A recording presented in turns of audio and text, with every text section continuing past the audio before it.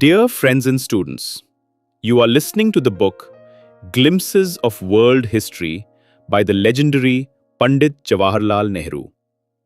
Chapter 56, The Quest of Man, June 10th, 1932. 4 days ago, I wrote to you from Bareilly jail. That very evening, I was told to gather up my belongings and to march out of the prison. Not to be discharged, but to be transferred to another prison.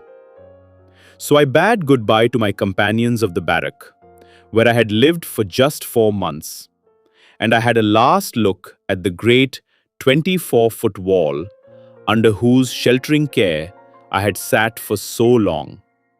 And I marched out to see the outside world again for a while. There were 2 of us being transferred. They would not take us to Bareilly station, lest people might see us.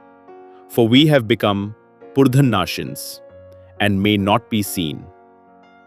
50 miles out, they drove us by car to a little station in the wilderness. I felt thankful for this drive. It was delightful to feel the cool night air and to see the phantom trees and men and animals rush by in the semi-darkness, after many months of seclusion. We were brought to Dehradun. Early in the morning, we were again taken out of our train, before we had reached the end of our journey, and taken by car, lest prying eyes should see us. And so here I sit in the little jail of Dehradun, and it is better here than at Bareilly. It is not quite so hot, and the temperature does not rise to 112 degrees as it did in Bareilly. And the walls surrounding us are lower, and the trees that overlook them are greener. I can even see over our wall the top of a palm tree, and the sight delights me and makes me think of Ceylon and Malabar. Beyond the trees, there lie the mountains, not many miles away. And, perched up on top of them, sits Mussoorie. I cannot see the mountains, for the trees hide them. But it is good to be near them and to imagine at night the lights of Mussoorie twinkling in the far distance. 4 years ago, or is it 3, I began writing this series of letters to you when you were at Mussoorie. What a lot has happened during these 3 or 4 years. And how you have grown. With fits and starts, and after long gaps, I have continued these letters, mostly from prison.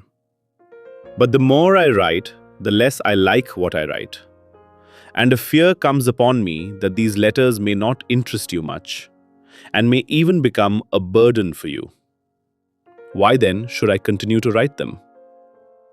I should have liked to place vivid images of the past before you, one after another, to make you sense how this world of ours has changed step by step, and developed and progressed, and sometimes apparently gone back.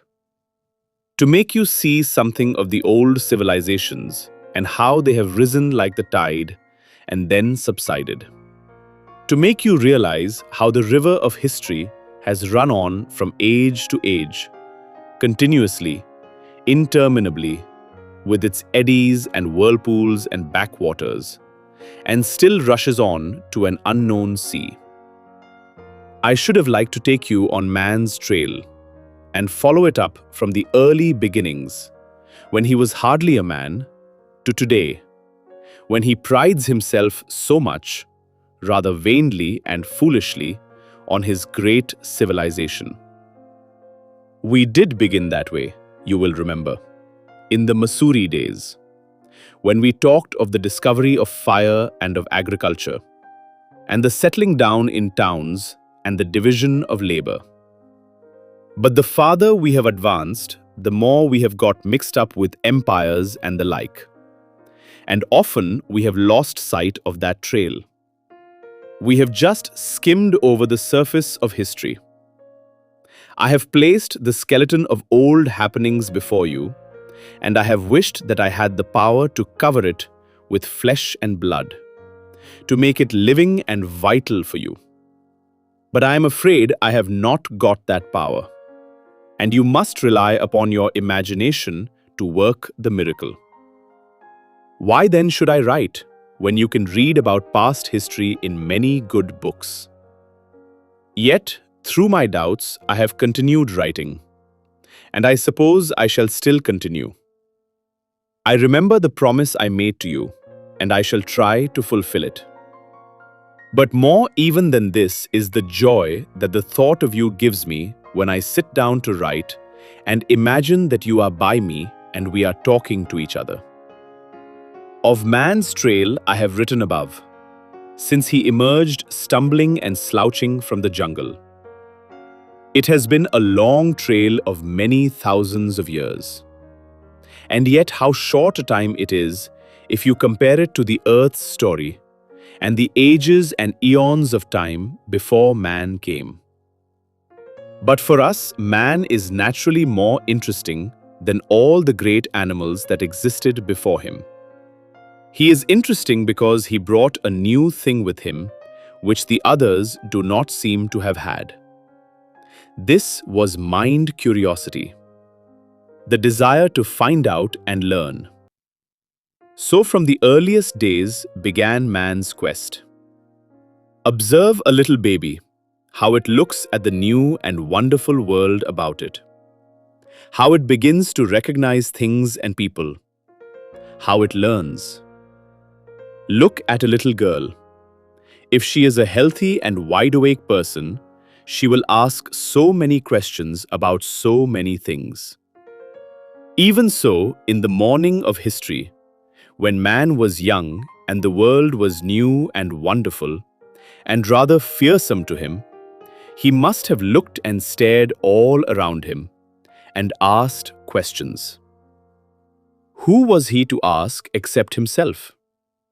There was no one else to answer.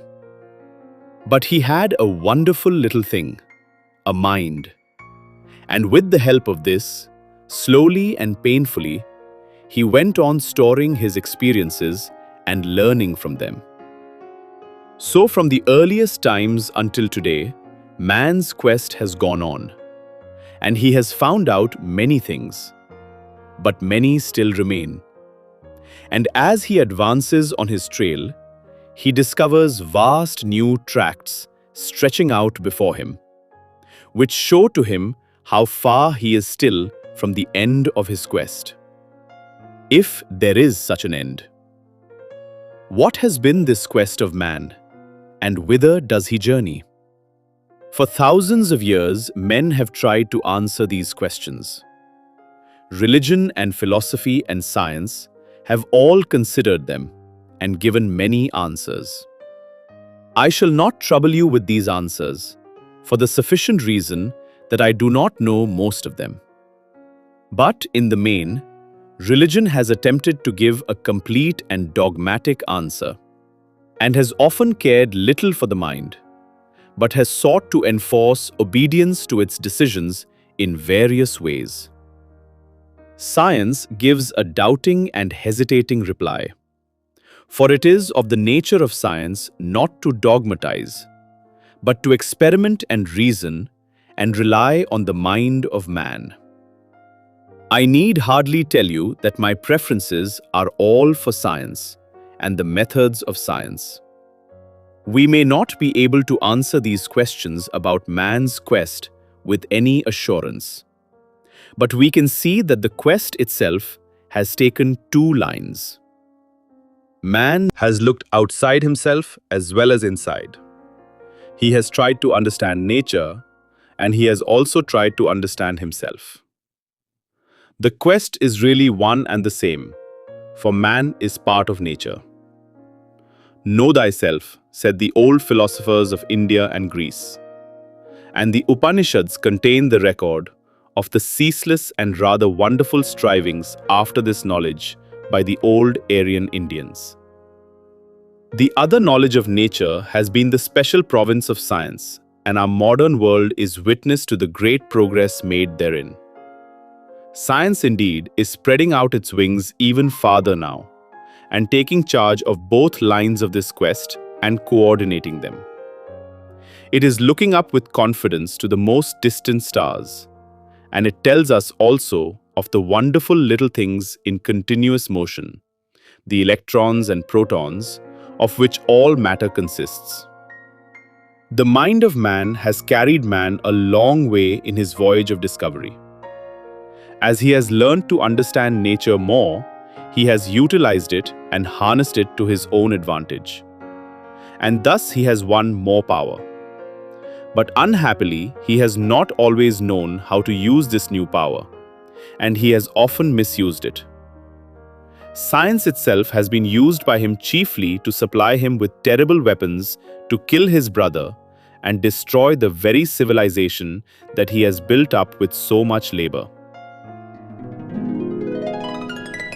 Dear friends and students, you are listening to the book Glimpses of World History by the legendary Pandit Jawaharlal Nehru.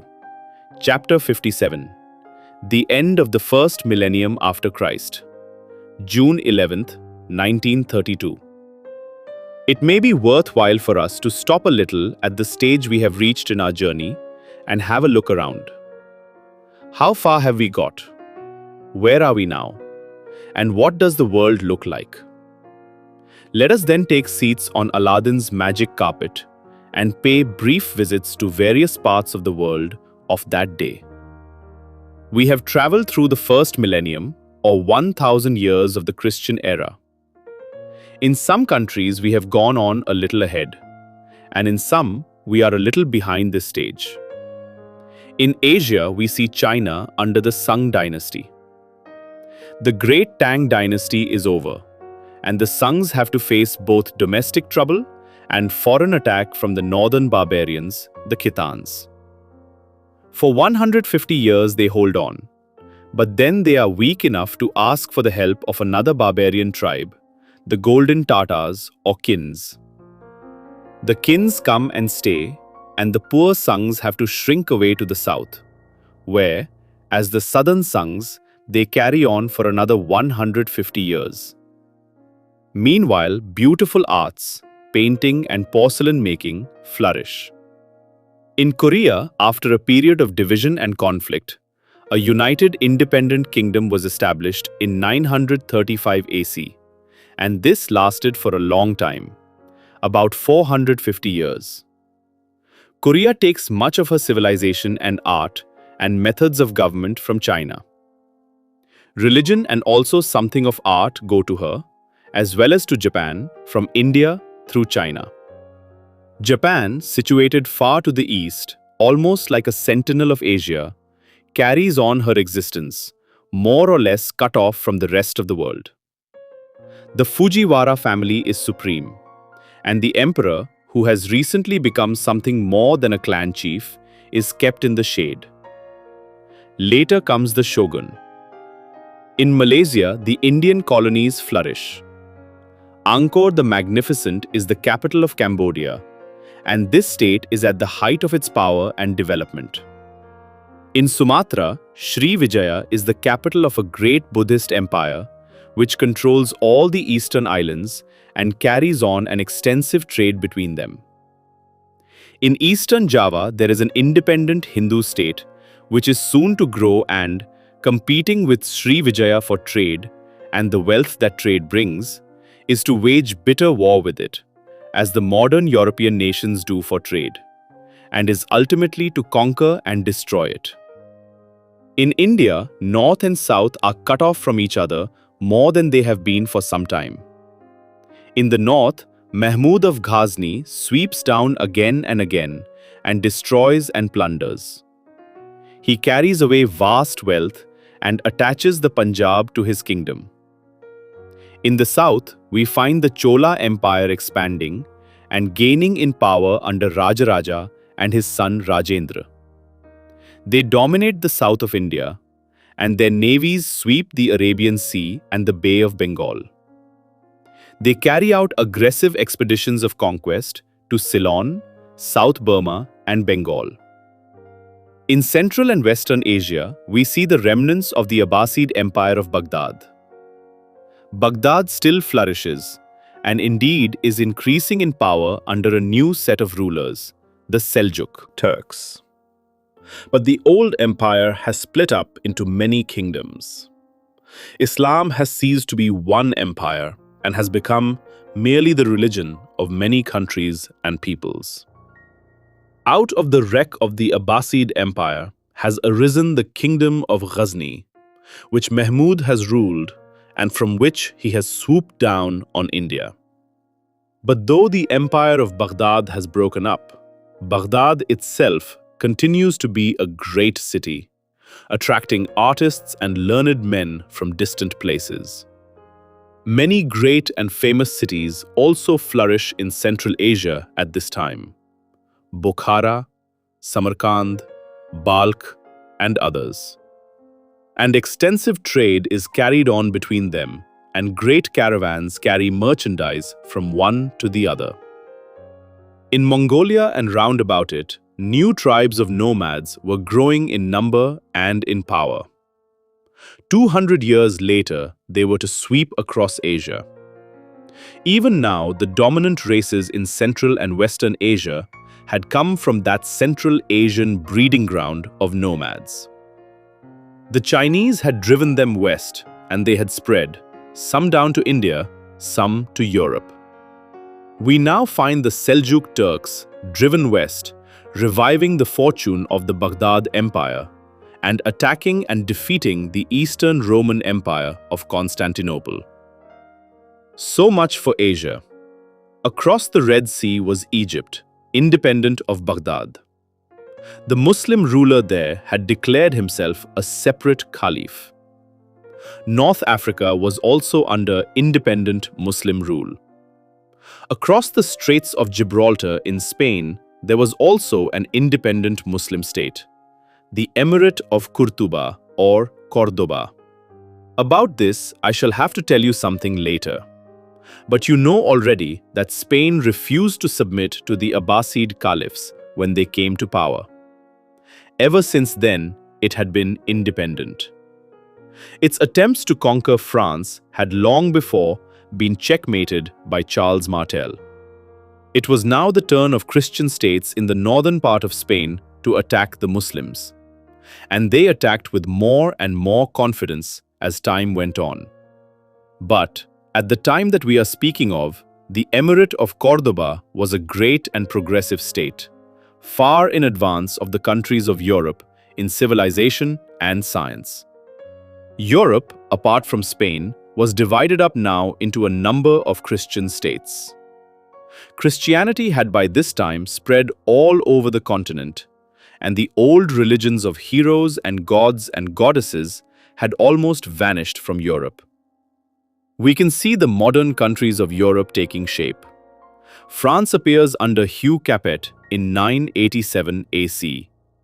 In England, Canute the Dane, who is famous for his command to the waves of the sea to go back, ruled in 1016, and 50 years later, William the Conqueror came from Normandy. Germany was part of the Holy Roman Empire, but it was definitely becoming one country, although it was still divided up into many smaller states. Russia was spreading in the east and often threatening Constantinople with her ships. This was the beginning of the strange fascination for Constantinople, which Russia has always felt. She has coveted this great city for 1,000 years and hoped at last to get it as the result of the Great War which ended 14 years ago. But the revolution came suddenly and upset all the plans of old Russia. You will also see on the map of Europe of 900 years ago, Poland and Hungary, where the Magyars lived, and the kingdoms of the Bulgarians and Serbs. And of course, you will see the Eastern Roman Empire surrounded by a host of enemies, but still carrying on.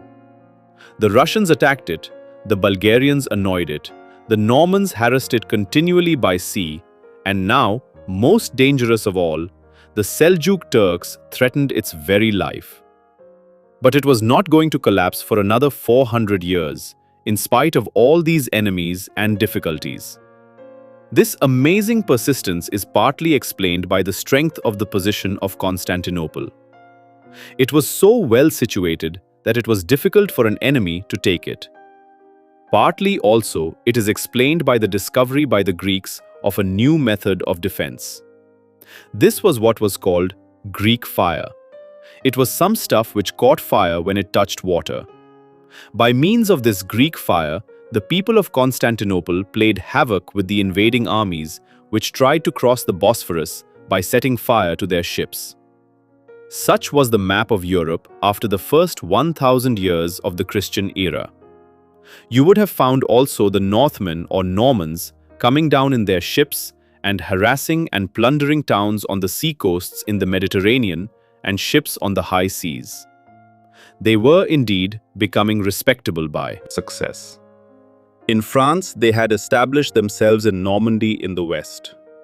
England, they had conquered from their base in France. The island of Sicily, they conquered from the Muslims and added to it South Italy, making a kingdom called the Kingdom of Sicilia. In the center of Europe, from the North Sea to Rome, sprawled the Holy Roman Empire, consisting of many states with one head, the emperor.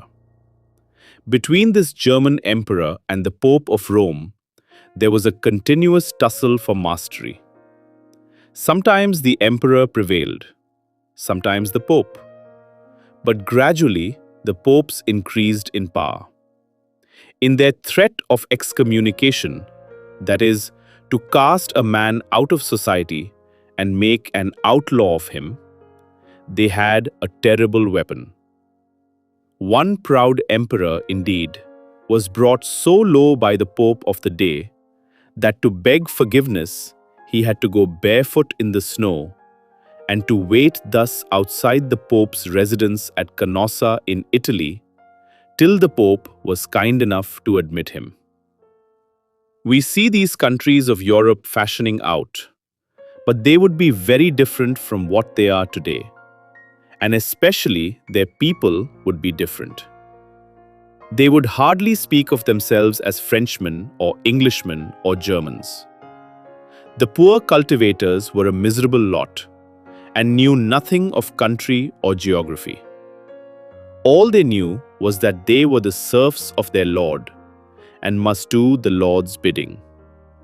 The nobles, if you asked them who they were, would tell you that they were the lords of this or that place and the vassals of some superior lord or of the king.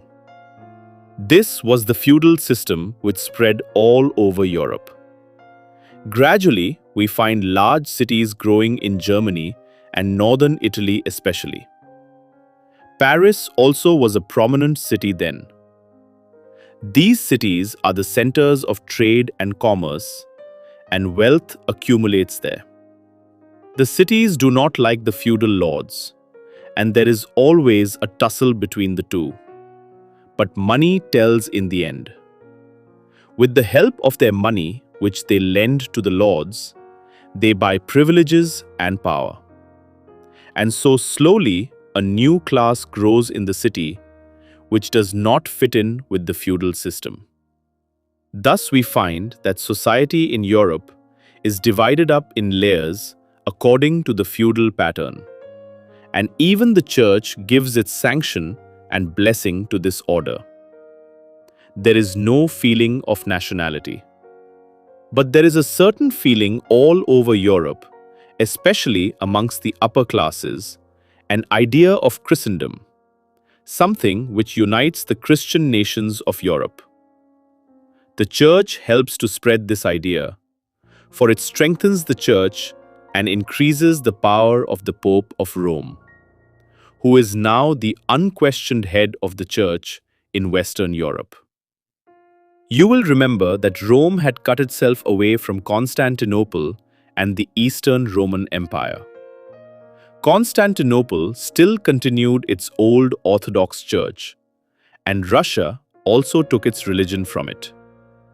The Pope was not recognized by the Greeks of Constantinople.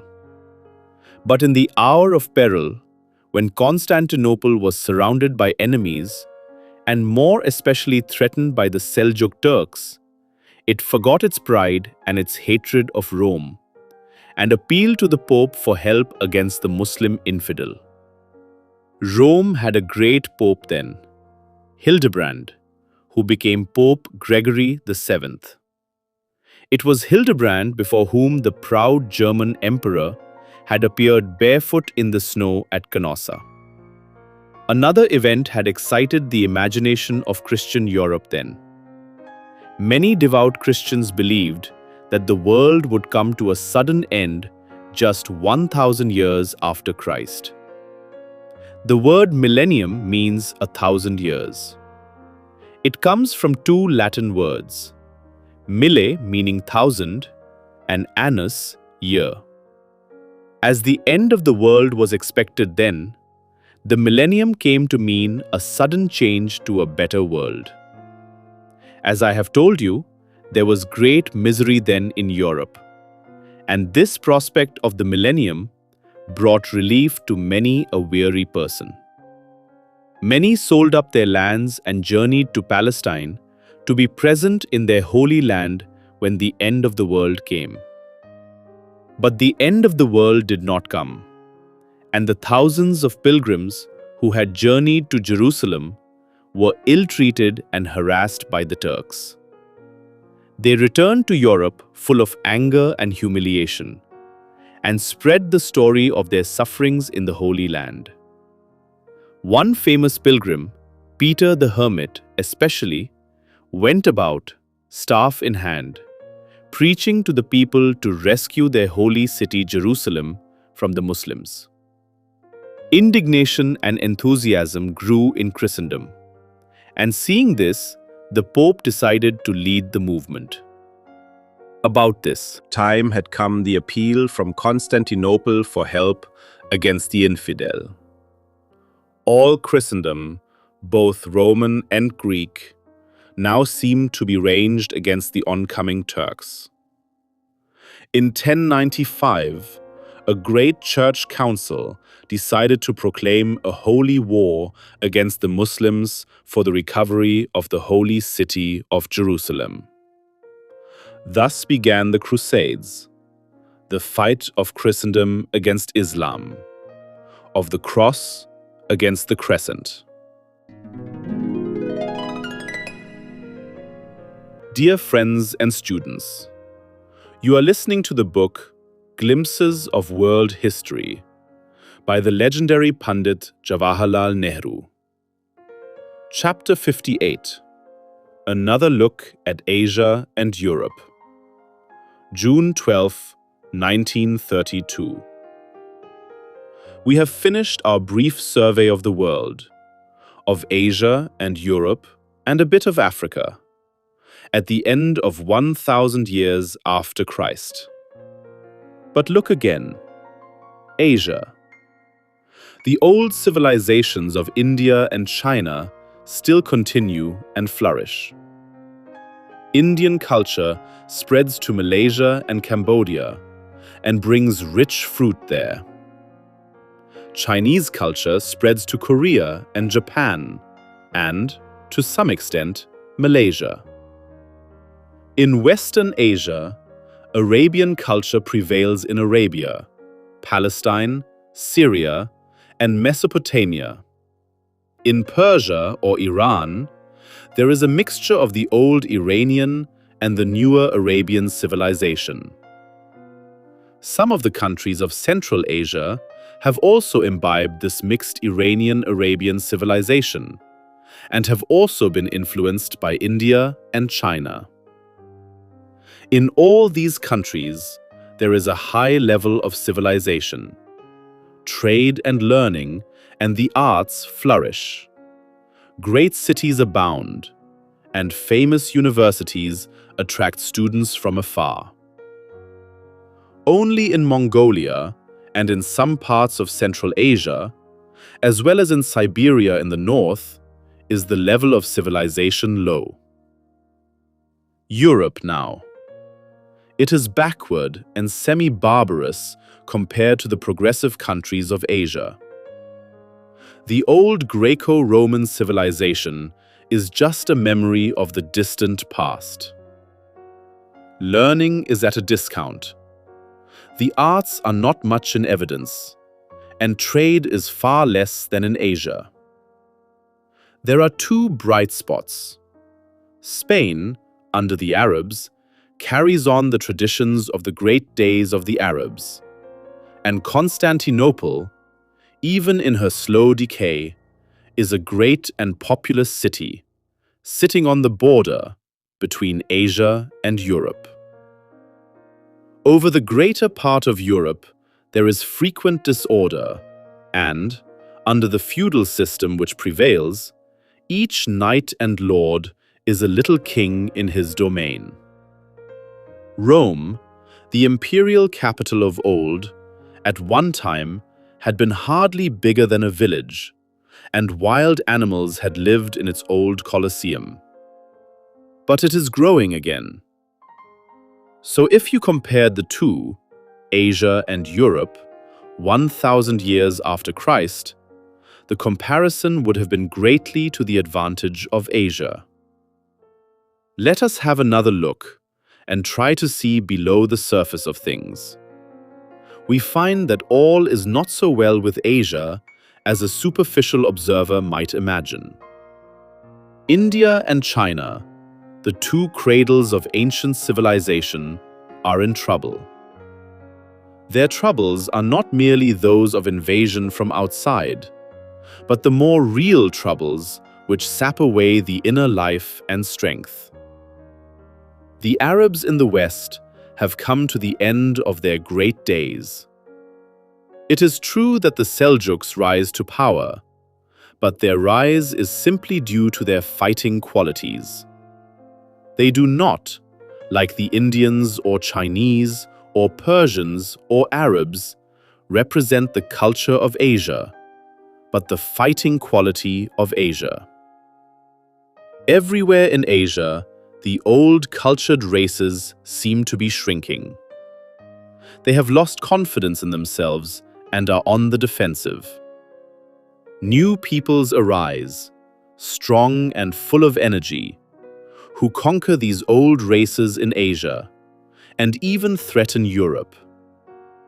But they do not bring a new wave of civilization with them or a new impetus for culture. The old races slowly civilize them and assimilate their conquerors. So we see a great change coming over Asia. While the old civilizations continue and the fine arts flourish, and there are refinements in luxury, the pulse of civilization weakens, and the breath of life seems to grow less and less. For long they are to continue. There is no definite break or end to them, except in Arabia and Central Asia when the Mongols come. In China and India, there is a slow fading off, till the old civilization becomes like a painted picture, beautiful to look at from a distance, but lifeless. And if you come near it, you see that the white ants have been at it. Civilizations, like empires, fall, not so much because of the strength of the enemy outside, as through the weakness and decay within. Rome fell not because of the barbarians. They merely knocked down something that was already dead. The heart of Rome had ceased beating when the arms and legs were cut off. We see something of this process in India and China, and in the case of the Arabs. The collapse of Arabian civilization was sudden, even as their rise had been. In India and China, the process is long drawn out, and it is not easy to spot it. Long before Mahmud of Ghazni came to India, this process had started. We can see the change in the minds of the people. Instead of creating new ideas and things, the people of India busied themselves with repetition and imitation of what had been done. Their minds were keen enough still, but they busied themselves in interpreting and explaining what had been said and written long ago. They still produced wonderful sculpture and carvings, but they were heavy with too much detail and ornament, and often almost a touch of the grotesque crept in. Originality was absent, and so was bold and noble design. The polished graces and arts and luxury continued among the rich and the well-to-do, but little was done to relieve the toil and misery of the people as a whole or to increase production. All these are the signs of the evening of a civilization. When this takes place, you may be sure that the life of that civilization is vanishing. For creation is the sign of life, not repetition and imitation. Some such processes are in evidence in China and India then. But do not mistake me. I do not mean that China or India cease to be because of this, or relapse into barbarism. I mean that the old urge of the creative spirit that China and India had received in the past was exhausting its energy and not renewing itself. It was not adapting itself to changed surroundings. It was merely carrying on. This happens with every country and civilization. There are periods of great creative effort and growth, and periods of exhaustion. It is amazing that in India and China, the exhaustion came so late. And, even so, it has never been complete. Islam brought a new impulse for human progress to India. To some extent, it served as a tonic. It shook up India. But it did less good than it might have done because of two reasons. It came in the wrong way, and it came rather late. For hundreds of years before Mahmud of Ghazni raided India, Muslim missionaries had wandered about India and had been welcomed. They came in peace and had some success. There was little, if any, ill feeling against Islam. Then came Mahmud with fire and sword, and the manner of his coming as a conqueror and a plunderer and killer injured the reputation of Islam in India more than anything else. He was, of course, just like any other great conqueror, killing and plundering, and caring little for religion. But for a very long time, his raids overshadowed Islam in India and made it difficult for people to consider it dispassionately, as they might otherwise have done. This was one reason. The other was that it came late. It came about 400 years after it began. And during this long period, it had exhausted itself somewhat and lost a great deal of its creative energy. If the Arabs had come to India with Islam in the early days, the rising Arabian culture would have mixed with the old Indian culture, and the two would have acted and reacted on each other, with great consequences. It would have been the mixing of two cultured races, and the Arabs were well known for their toleration and rationalism in religion. At one period, indeed, there was a club in Baghdad under the patronage of the Caliph, where men of all religions and no religions met together to discuss and debate about all matters from the point of view of rationalism alone. But the Arabs did not come to India proper. They stopped in Sindh, and India was little influenced by them. Islam came to India through the Turks and others who did not have the tolerance or the culture of the Arab, and who were primarily soldiers. Still, a new impulse came to India for progress and creative effort. How this put some new life in India and then worked itself out, we shall consider later. Another result of the weakening of Indian civilization is now in evidence. Attacked from outside, it sought to defend itself against the incoming tide by building a shell round itself and almost imprisoning itself. This again was a sign of weakness and fear, and the remedy only increased the disease. The real disease was not foreign invasion, but stagnation. By this exclusiveness, the stagnation grew, and all avenues of growth were stopped. Later we shall see that China did this also in its own way, and so did Japan. It is a little dangerous to live in a society which is closed up like a shell. We petrify there and grow unaccustomed to fresh air and fresh ideas. Fresh air is as necessary for societies as for individuals. So much for Asia. Europe, we saw, was backward and quarrelsome at that time. But behind all this disorder and uncouthness, you can detect energy at least and life. Asia, after her long dominance, was on the downgrade. Europe was struggling up. But she had still far to go before she could come up anywhere near Asia's level. Today, Europe is dominant and Asia struggles painfully for freedom. Yet look below the surface again. You will find a new energy in Asia, a new creative spirit and a new life. Asia is up again, there can be no doubt. And Europe, or rather Western Europe, in spite of her greatness, shows some signs of decay. There are no barbarians who are strong enough to destroy European civilization. But sometimes civilized people themselves act barbarously. And if this happens, civilization may destroy itself. I talk of Asia and Europe, but they are just geographical expressions.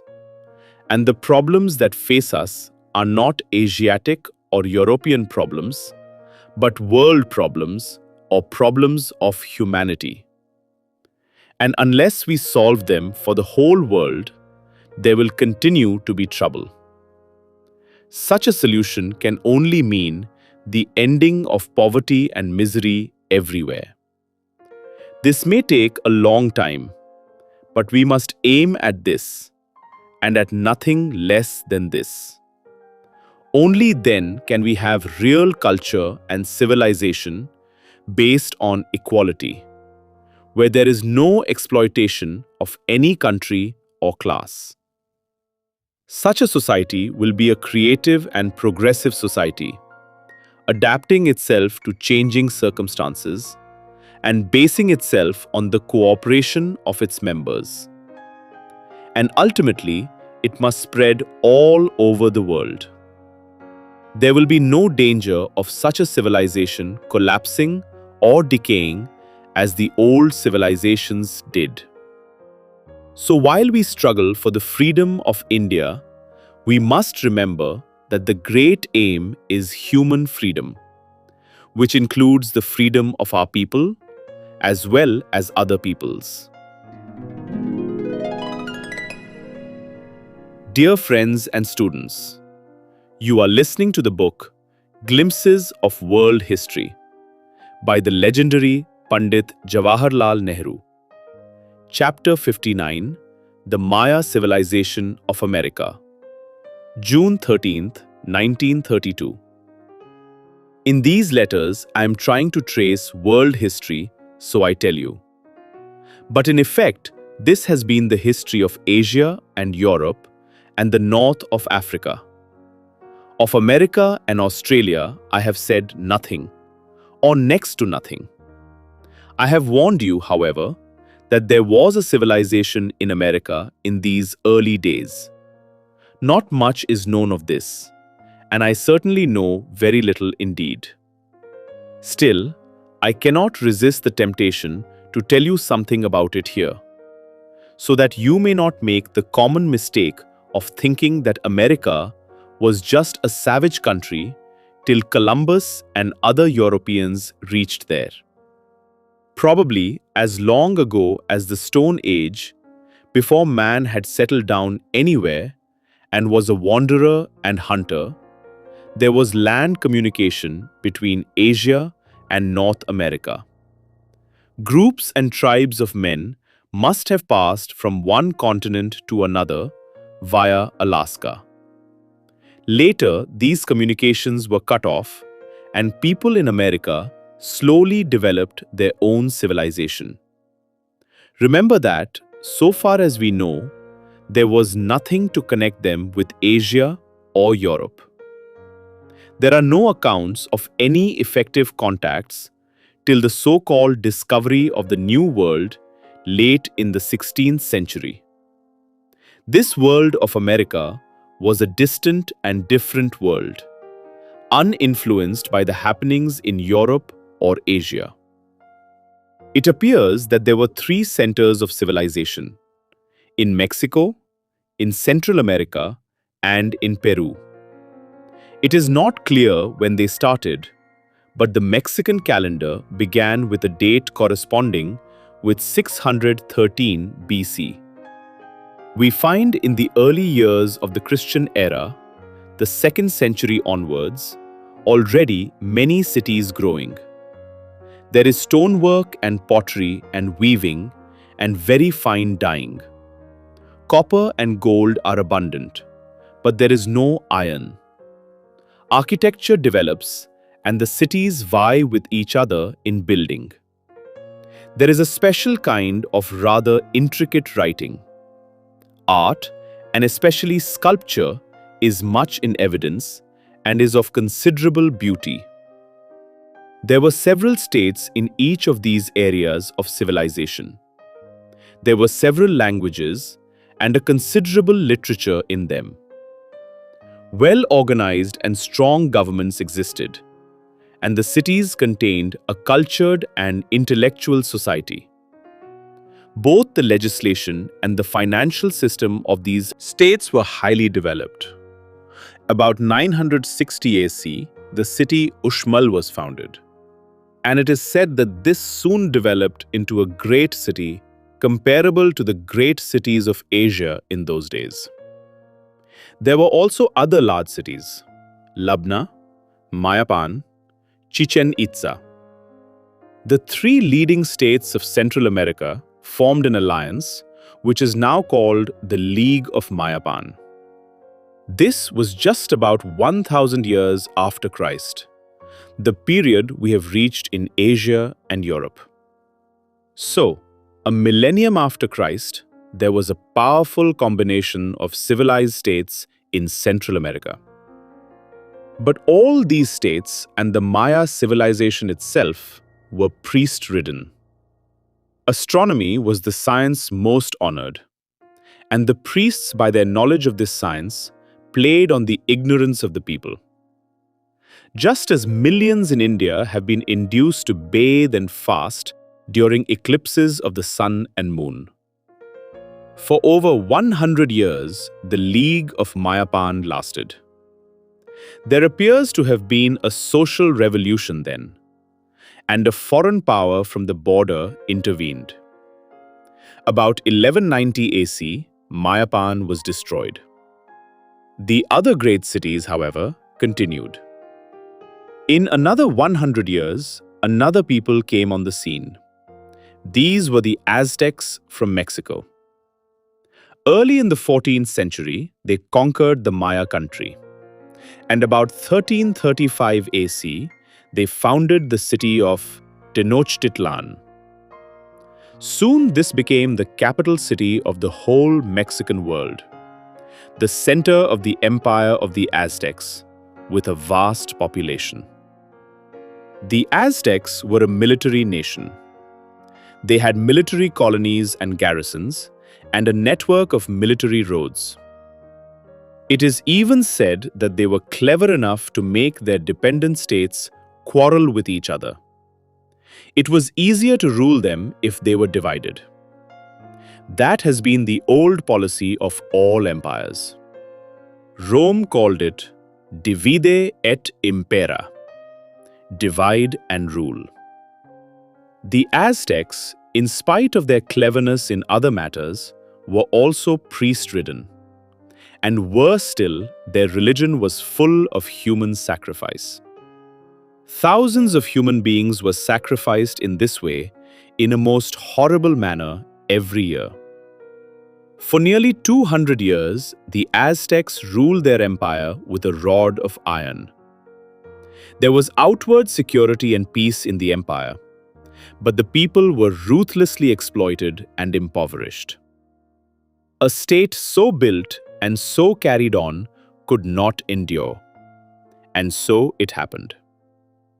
Early in the 16th century, in 1519, when the Aztecs were apparently at the height of their power, the whole empire came down with a crash before a handful of foreign bandits and adventurers. This is one of the most amazing examples of the collapse of an empire. And this was brought about by a Spaniard, Hernán Cortés, and a small troop with him. Cortés was a brave man and daring enough.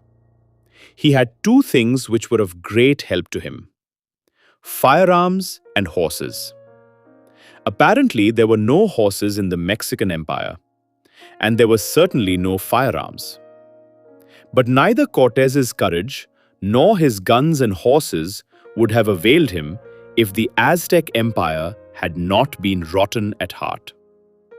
It had decayed inside, just keeping the outer form, and even a little kick was enough to bring it down. The empire was based on exploitation and was much resented by the people. So when it was attacked, the people at large welcomed the discomfiture of the imperialists. As usual when this happens, there was a social revolution also. Cortés was once driven away, and he barely escaped with his life. But he returned, and then, helped by some of the inhabitants, he conquered. Not only did this end the Aztec rule, but it is curious to find that the whole of Mexican civilization collapsed with it. And soon, of the imperial and giant city of Tenochtitlan, little was left. Not a stone remains of it now, and on the site of it, the Spaniards erected a cathedral. The other great Mayan cities also went to pieces, and the forests of Yucatan engulfed them, till even their names were forgotten, and many of them are now remembered by the names of villages nearby. All their literature also perished, and only 3 books survive, and even these no one has so far been able to read. It is extraordinarily difficult to explain this sudden disappearance of an ancient people and an ancient civilization, which had lasted for nearly 1,500 years, as soon as they came in contact with the new people from Europe. Almost it seems as if this contact was of the nature of a disease, a new plague that wiped them off. With all their high civilization in some respects, they were very backward in other respects. They were a curious mixture of the various periods of history. In South America, there was another seat of civilization, in Peru, and the Inca ruled it. He was a kind of divine monarch. It is strange that this Peruvian civilization was, in its later days at least, completely cut off from the Mexican civilization. They were not far from each other, and yet they knew nothing of each other. And this itself shows their remarkable backwardness in some respects. A Spaniard also put an end to this Peruvian state soon after Cortés had succeeded in Mexico. This was Pizarro. He came in 1530, and he seized the Inca by treachery. The seizure of the divine monarch itself terrified the people. Pizarro tried to rule in the name of the Inca for some time and extorted vast wealth. Later, this pretense was ended and the Spaniards made Peru a part of their dominions. When Cortez first saw the city of Tenochtitlan, he was astounded at its greatness. He had seen nothing like it in Europe. Many relics of Mayan and Peruvian art have been recovered and can be seen in American museums, especially, I think, in Mexico. They show a fine artistic tradition. The Peruvian goldsmith's work is said to be superb. Some of the pieces of sculpture found, especially some serpents in stone, are very fine. Others were apparently meant to be works of horror, and they do horrify. Dear friends and students, you are listening to the book Glimpses of World History by the legendary Pandit Jawaharlal Nehru. Chapter 60, A Jump Back to Mohenjo-daro, June 14th, 1932. I have just been reading about Mohenjo-daro and the old Indus Valley Civilization of India. A great new book has come out describing it and telling us all that is so far known about it. It has been prepared and written by the men who have been in charge of the excavations and diggings, and who have themselves seen the city come out, as it were, of Mother Earth as they dug deeper and deeper. I have not seen this book yet. I wish I could get it here. But I have read a review of it, and I want to share with you some of the quotations given in it. It is a wonderful thing, this civilization of the Indus Valley, and the more one learns of it, the more it amazes. So you will not mind, I hope, if we break our account of past history and jump back in this letter to 5,000 years ago.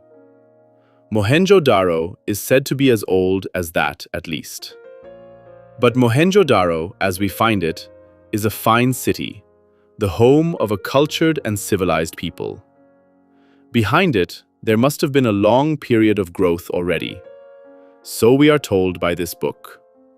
Sir John Marshall, who is in charge of the excavations, tells us, "One thing that stands out clear and unmistakable, both at Mohenjo-daro and Harappa, is that the civilization hitherto revealed at these two places is not an incipient civilization, but one already age-old and stereotyped on Indian soil, with many millennia of human endeavor behind it. Thus, India must henceforth be recognized, along with Persia, Mesopotamia, and Egypt, as one of the most important areas where the civilizing processes were initiated and developed."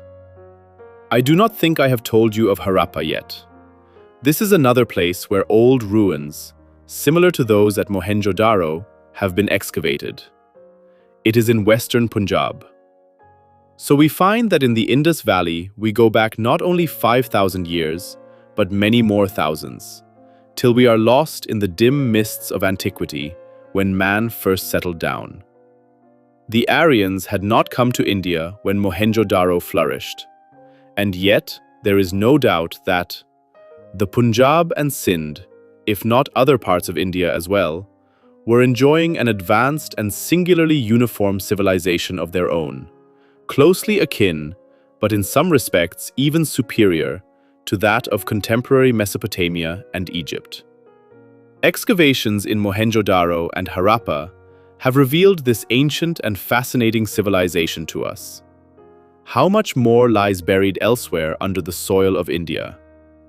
It seems probable that this civilization was fairly widespread in India and was not merely confined to Mohenjo-daro and Harappa. Even these two places are far apart.